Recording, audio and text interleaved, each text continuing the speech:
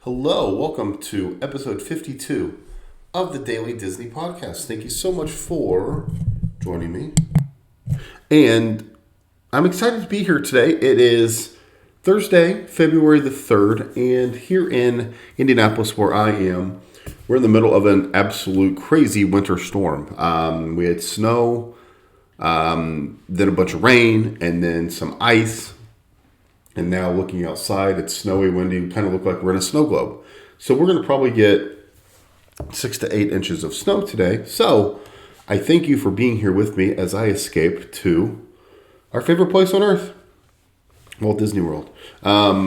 Today we're going to talk about one of the theme parks that is one of the most interesting places down in Orlando. We're going to talk about Animal Kingdom. And my joke has always been that Animal Kingdom is about 30 degrees warmer than everywhere else in Orlando. It's crazy how hot the park is, but what we're going to look at today is kind of the whole park as a overview, the history of the park, and then kind of get into some of my thoughts as the park is growing and expanding. So let's get right into it. Disney's Animal Kingdom is a zoological theme park at the Walt Disney Resort in Bay Lake, Florida, owned and operated by the Walt Disney Company through its Park Experiences and Products division. It is the largest theme park in the world, covering 580 acres. The park opened on Earth Day, April 22nd, 1998, and was the fourth theme park built at the resort.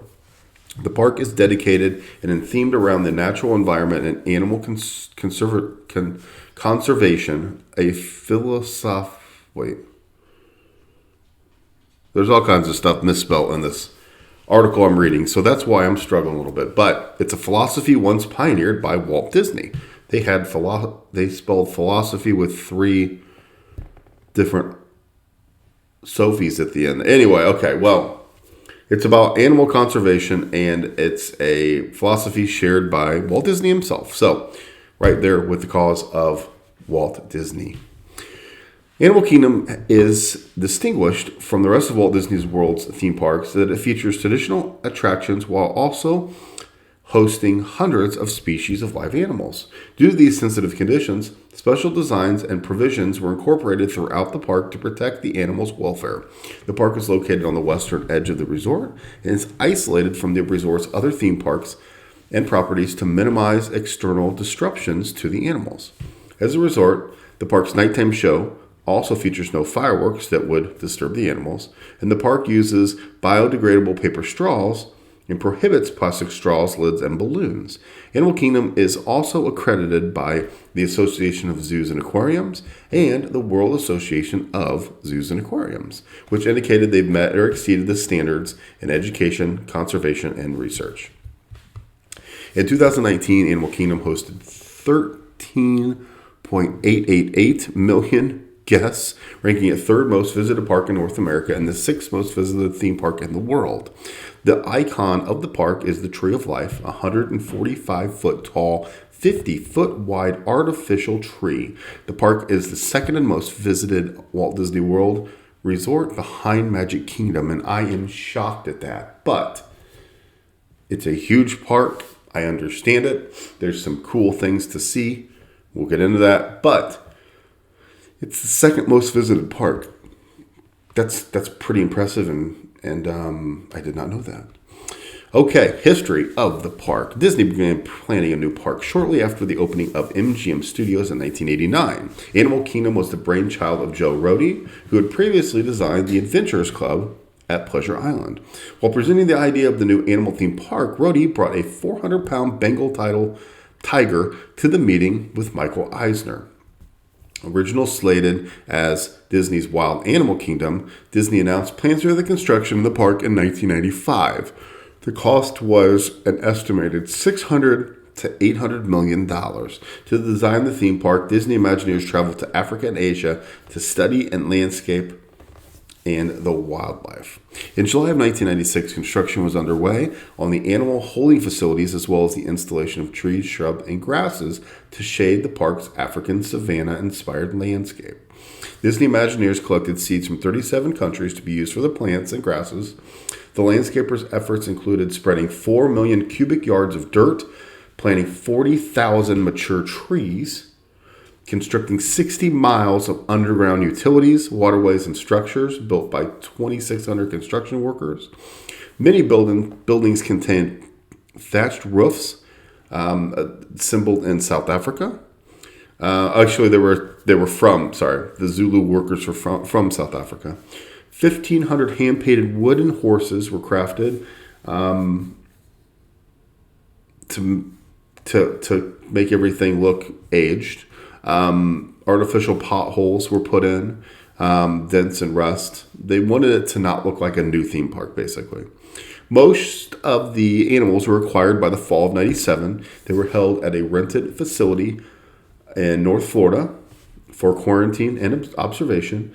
They hired staff from 69 zoos around the United States to care for those animals. The park opened to the public April 22nd, 1998. Several marketing events surrounded the day. ABC had a 2-hour primetime special. Michael Eisner and Roy Disney hosted an opening day party for 14,000 corporate partners, travel agents, and media figures. Michael J. Fox, Drew Carey, Stevie Wonder, David Copperfield, and Jane Goodall were there. Good Morning America Today and Live with Regis and Kathy Lee were at the park April 22nd. Sabrina the Teenage Witch actually filmed an episode before the opening of the park. And there's a bunch of media, I guess. That's really all you can say. That was a heck of a lineup of people to be there and watch the opening. In 2011, they announced a major expansion to the park, Pandora, the World of Avatar, a joint venture with director James Cameron and his production company, with the intention of transforming Animal Kingdom into a full-day operation with added attraction capacity and nighttime experiences. Construction on the area began January 10, 2014, and opened May of 2017. The park was closed from March 16th to July 11th in 2020 due to Uncle COVID. But since then, everything's been back open. We've changed how we've done some things. We've gotten rid of a couple smaller rides there. Overall, there are a bunch of great restaurants, a bunch of great shops, and Animal Kingdom is one of those that is a very, very interesting park. The park typically closes earlier in the day than the other parks, but they did begin to stay open through the evening in May of 2016. They don't allow a lot of different things, as we mentioned. There's no fireworks, things like that. So they really work on conservation here. They really work on the animals, and they really work on presenting some of these animals that maybe you don't see to you while you're there. So Animal Kingdom is a very, very interesting park. You've got a bunch of different rides. You've got Dinosaur, that's kind of a thrill ride. Exhibition Everest, which is a thrill ride. Cali River Rapids, that's kind of a thrill ride. And then you go over to Pandora, and you've got the 2 rides there. The river ride is kind of lame, but it's kind of fun, kind of cool graphics and stuff. Flight of Passage turned into probably the marquee attraction there at the park. You've also got a few other things here and there. You've got a bunch of shows. But for me, it's the safari. The Kilimanjaro Safari is Animal Kingdom. And it's one of those that's why we go to that park. Again, we're not huge roller coaster people. Everest is one that, people get on all the time, and it's one of the best out there. They got to fix the freaking Yeti, right? But the safari is Animal Kingdom. It is that park. It is making a trip out there. Animal Kingdom is weird to me because it's one of those that I could skip, I hate to say. It's a great park. It's a lot of fun, but it's one that we probably could skip if we need to. If we need to skip one of the 4 parks, it's the one we skip. Now, that being said, some of the cool things that I remember at the park, they've got benches that have little dragons on them in the logo with all the other pictures. Because when they originally had that name of the world, what was it originally going to be called here? The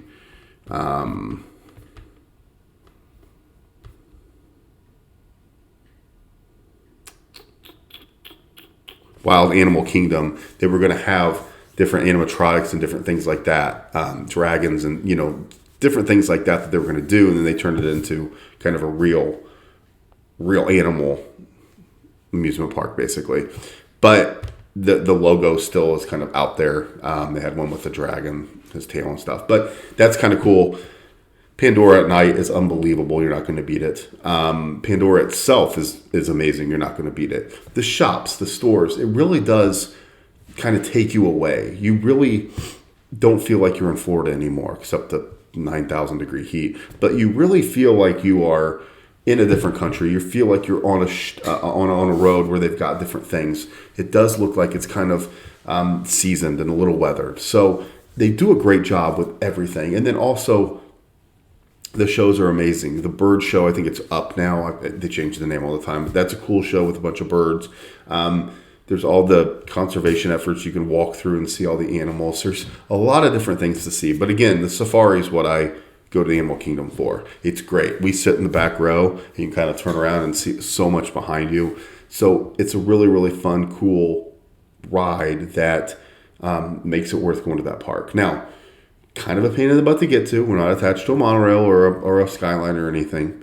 Again, it's 9,000 degrees there. It's always hotter than it is everywhere else.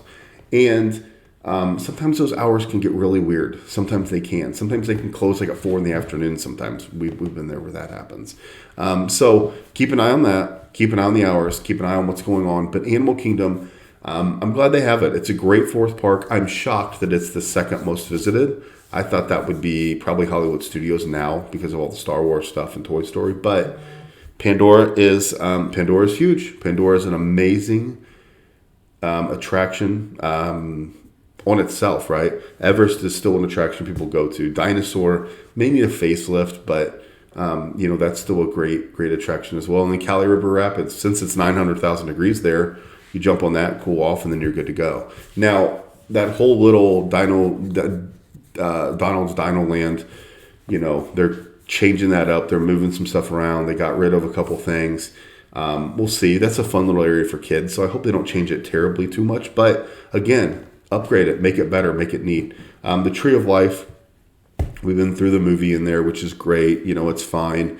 It's not a must see, but it's pretty fun. But the Tree of Life itself, everybody has that picture in front of it. And it's cool that that's in kind of the same ballpark and same picture as Cinderella Castle and Spaceship Earth and the Hollywood Hotel. Like, that's kind of, those are the icons of the parks, and it's cool that they have one. So anyway, there's our quick look at Animal Kingdom. Let me know what you think. Is it one that you go to every every single trip? Is it must see? Is it one that you maybe might skip and not hit until next time? Or is Animal Kingdom at the top of your list? So let me know. Comment below, and please make sure you give us a follow on all your favorite podcast outlets. We are on YouTube as well, Daily Disney Podcast, and on the Twitterverse, Daily Disney Pod. Thank you so much for joining us. Also, check us out online, dailycraig.net. We're going to get some merch soon, so you can pick that up relatively soon. We're hopefully going to get that going in the next couple weeks. But that's it for us. Thank you so much for tuning in. Please like and subscribe, and we will talk to you later. Take care.